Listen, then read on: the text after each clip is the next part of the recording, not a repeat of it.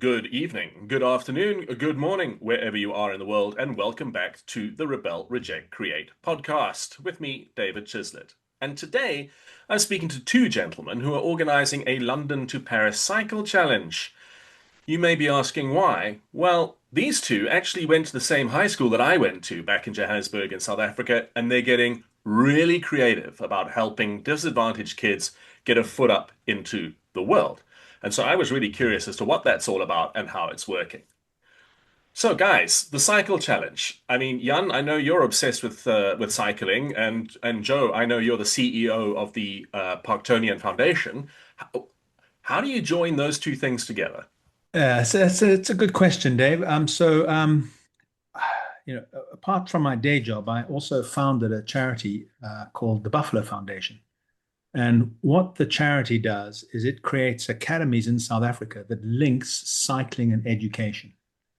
And specifically in the townships, it's actually modeled on a academy that I came across while I was on holiday in Plettenberg Bay, lost on my mountain bike in the woods, and I found this bunch of incredible kids riding mountain bikes in the middle of nowhere.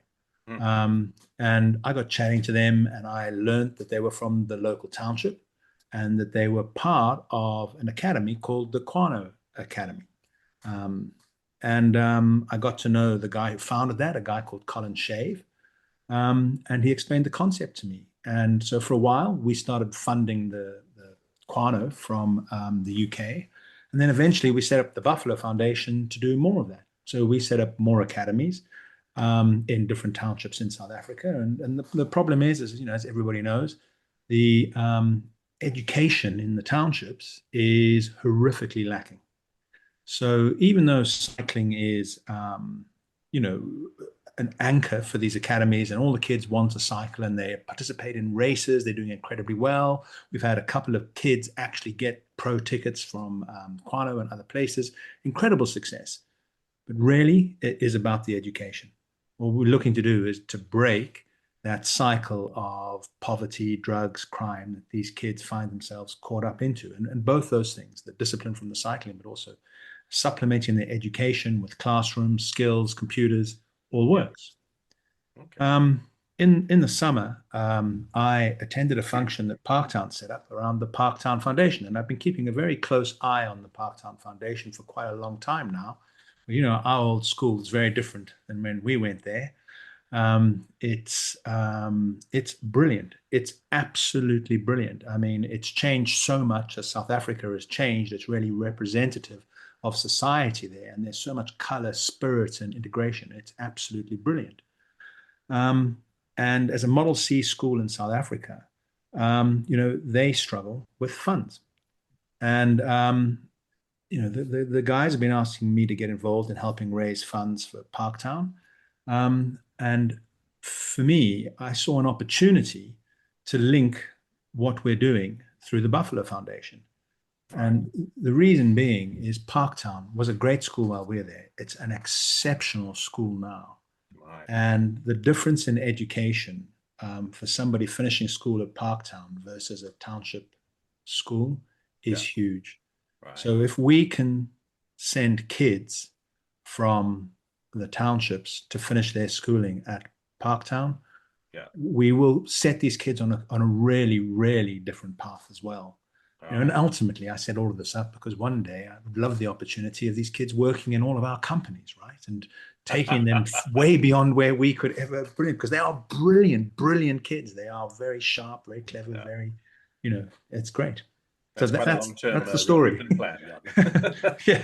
Yeah. And Joe, so how does this click into the philosophy that's behind the Parktonian Foundation and the school itself now? I mean, why get involved with crazy old boys who want to ride their bike across Europe? Dave, thanks for for having me on the podcast. It's great to be here, and Jan for opening this door for us.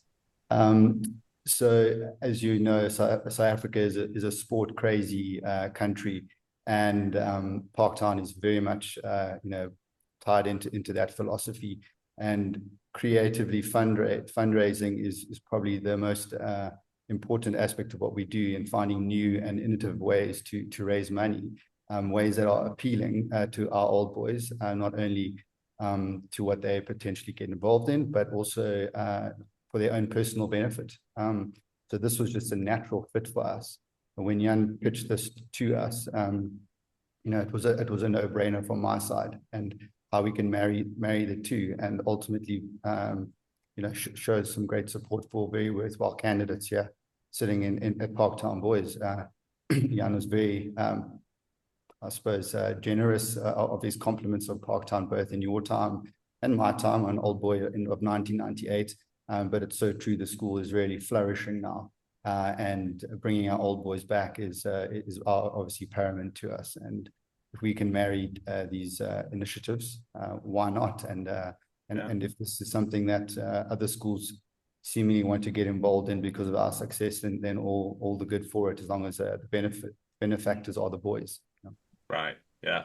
Well, let's talk about this. What are we actually talking about here? I mean, we know so far it involves bicycles and raising money, but how does it work? Jan, maybe you can give us the lowdown of the London to Paris Cycle Challenge. So it's something I've done many times, and there are a number of charities that do similar things in the UK. In fact, for a while, I've been doing it on a much smaller scale with support from brilliant people at HSBC, where we have cycled to various different European cities. And they've been raising money for us for the last 3 years. And I just thought, well, if we could increase the scale and create more of an experience for people, we could turn this into more of a corporate challenge. And, we've got an incredible old boys network at Parktown based all over the world. I've got a great business network here in the UK. The UK has been incredibly good to me. In fact, part of the use of funds from this is going to be to start to set up academies here in the UK, because we have got similar situations here in the UK and around Europe. So that helps us attract UK corporate sponsorship. And what I'm looking for is actually engagement from UK corporates over a period of time, over the next few years, to build in the UK, to continue to build what we're building in South Africa, and then to link more schools like Jeppy, Cares, possibly, even we should speak to an old Parktown boy who is headmaster at Saks, for example. Yeah. And Parktown girls, I assume, would be on the agenda Well, at some I stage. really want the girls' schools involved, because actually in some of our academies now, we've got more girls than boys riding. Yeah. And as the proud father of 4 daughters, Yeah. it's not all about the boys. Yeah. All right. So where's this money coming from? We're going to jump on our bikes. We're going to ride from London to Paris. But hello, where's the money coming from? So we're charging a fee for the corporates to put together a team of 10 to then have this fully provisioned. It's almost the experience of riding like a pro. So all they have to do is get on their bikes and ride, and we'll do everything else. So over 3 days from London to Paris. So day 1 is down from London to Calais, then day 2 from Calais to Amiens, and then from Amiens to Paris. It's a gorgeous route. I've done it with such a vast mix of people. So the idea is that for corporates, they will spend the 25K per team of 10, and it's something that they can offer then to their clients, their staff, and it's a great team building, relationship building exercise. And also you can involve a lot more of the company around the event, because also we give each team the opportunity to raise funds on top of that for the foundation. Right. We've got a great partner who's provisioning all of the logistics and the support and the outriders and everything around the actual event. Mm-hmm. And so the portion of that 25% is split equally 50%, 50-50 between costs and the amount that goes to the charity. Right. So the charity does very well out of the event. Okay. So if my company invests the 25K and puts together a team of 10, I'm basically going to be spending a 3-day all-inclusive trip on my bike heading across the French countryside. Yeah, and in addition to that, we have a nutrition and coaching partner, a brilliant girl, Michelle Charland. She's going to provide nutritional and coaching advice for all of the teams. She can also be hired to provide specific corporate coaching for each team, Right. tailored to that team, and also individual, should people require it. So there's a lot of support, and we're surrounded by that. The event will be super safe. We have ride captains and vehicles that follow each little group and everything. So it's a great investment to have a very safe, healthy experience with a bunch of like-minded people all working in the same way. And I've been really inspired by what HSBC did with it's called Ride to the Sun for us. The camaraderie is unbelievable. I made Right. friends for life out of that, and Okay. it's a great. I think it works. All right. And Joe, for the Parktonian Foundation, looking at this kind of really alternative fundraising model, Mm. how do you see the usage of that kind of money coming in, foreign currency from big companies doing this kind of fundraising across Europe? What would be the objectives for Parktown?